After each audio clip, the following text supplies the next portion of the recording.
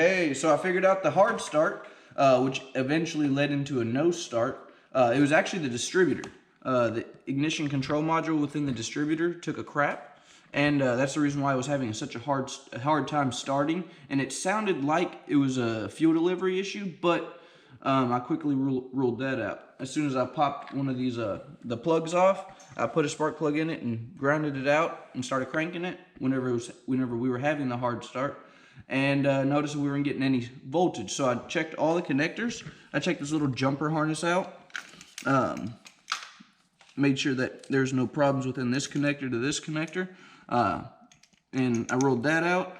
I went from this connector to the ECU and made sure all the wires were didn't have any high resistance or any voltage leaking anywhere, going anywhere, or any gremlins in there stealing the voltage. So I ruled all that out. I swapped out the ECU to make sure the ECU wasn't bad, and tried all that with no avail. And then I just went ahead and threw one of my distributors on, and voila, we had a start, and it started right up. And but I also did replace the fuel pressure regulator. Put his old one back on because that was not the issue. I noticed there's a couple coolant leaks back here. These hoses, can't really see them, but let me grab the GoPro. Whoever put these hoses on did not tighten them, so I got to tighten all those hoses up, which is going to be a bear to get under there, under the intake. It looks like it's the heater core hoses and the oil cooler hoses, so those are always fucking fun to do, to tighten up with the intake on. But yeah, so gonna go ahead and do that. I also removed the exhaust to get ready for the turbo kit. Well, the turbo manifold, yeah, the turbo kit. And then getting ready to throw it on. I don't have any of the intercooler piping laid out because I haven't grabbed that from the storage shed, but let's go ahead and get started on the oil pan gasket.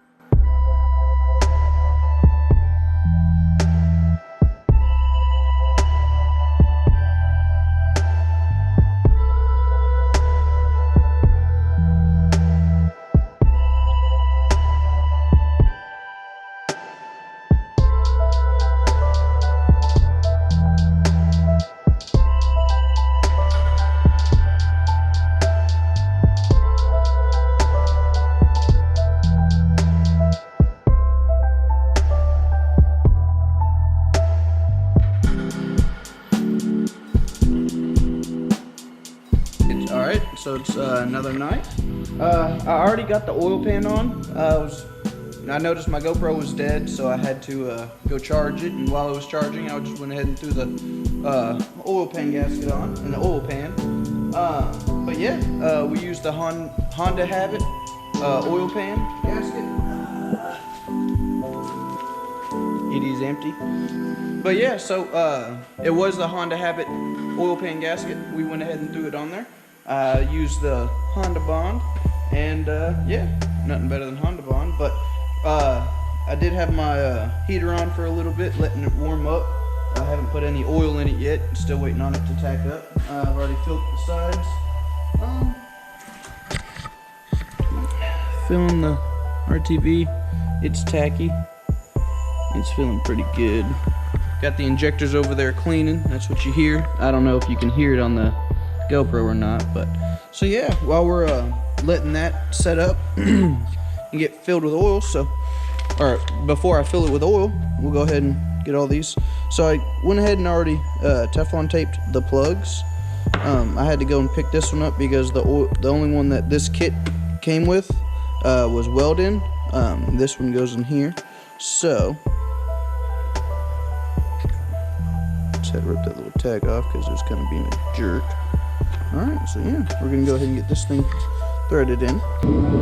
So while I was over there, and I did not bring the camera with me, this is what I was working on. I was getting these plugs put in there.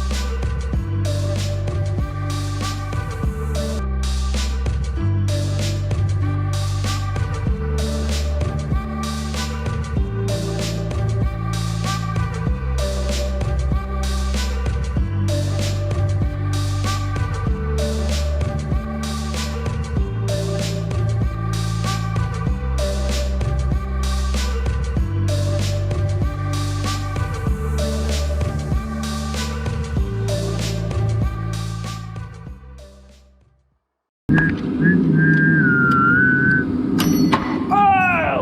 Fuck! Oh! Oh! That bastard bitch! Oh! Obviously, that's me being dramatic, but oh, the head! Fuck!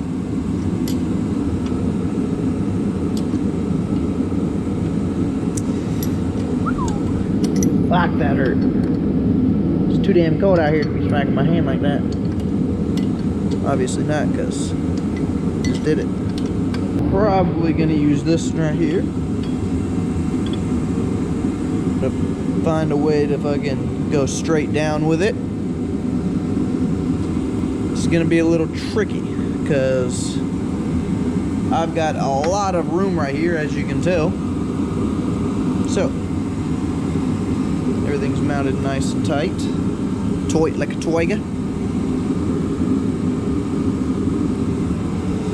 Guess I can go ahead and get this oil line on.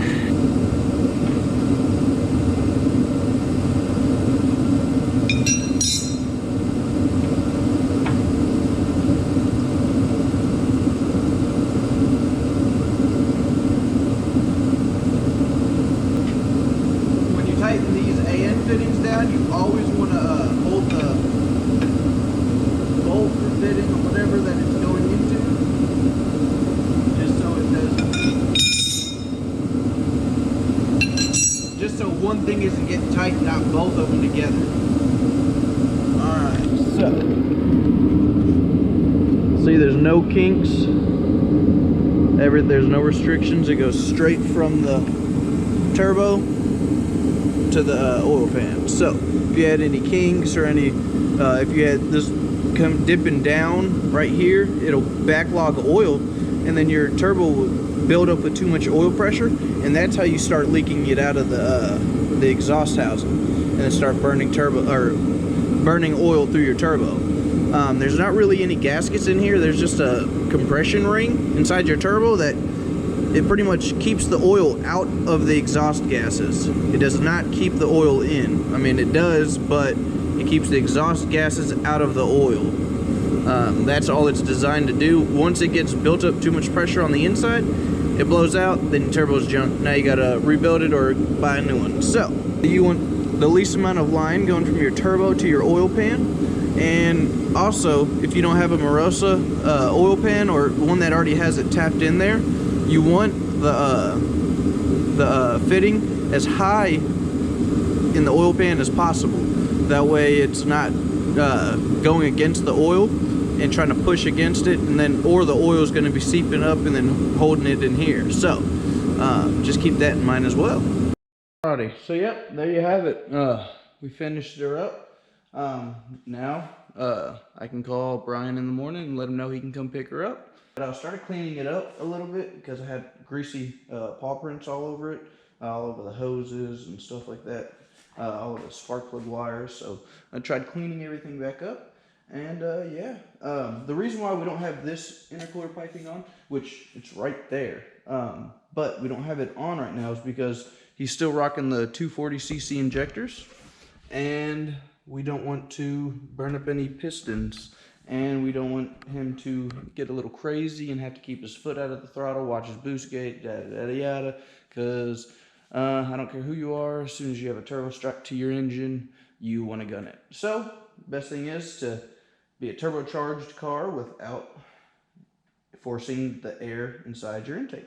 Wow, I'm just really, really tired. So, I'm getting ready to go to bed. But I cut the cam gear off of his other valve cover and cleaned it up, shaved it up a little bit. So he's going to paint that and get that put on as well. And yeah, we'll be able to get you some pictures on that. And I'll definitely keep you guys updated with the tuning. Whenever he gets it tuned, I'll definitely go get some video footage. And get an interview with him, and you know, document the progress, and let you guys know kind of all the obstacles he had to go through himself before he brought it to me. Because yeah, it's just been a long process. He hasn't had the car on the road in about a year, so I'm happy to bring him his car Really appreciate everybody checking up on me as well, because we didn't get a video out last weekend, which I really apologize. We've just been working really hard on a couple projects, doing a couple things. I had to go out and buy a bunch of parts for this, which I had to travel to Louisville, which is about an hour and a half hour one way. And then, of course, you got to factor in traffic. About 2:30 to 5 p.m. is horrible on the west side, on the east side of Louisville. Sorry, I can't. St. Matthews area. It kind of put a big damper on everything I've had going on. I've had several messages from people saying that they enjoy what I'm doing, and that really hits home and hits close. It really motivates me a lot because I've got a lot going on. Like I said, be tuned because I've got a lot of stuff coming your way.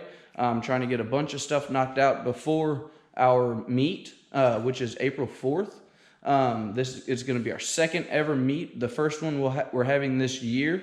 So hopefully everybody can get their rides together and be ready for it because, we plan on having a barbecue and a couple other, fun things. I'm not going to disclose everything, but if you're going to be there, you're going to enjoy it. I promise you that. Only way we can do that is with y'all's support. So, peace and love. You guys have a great one.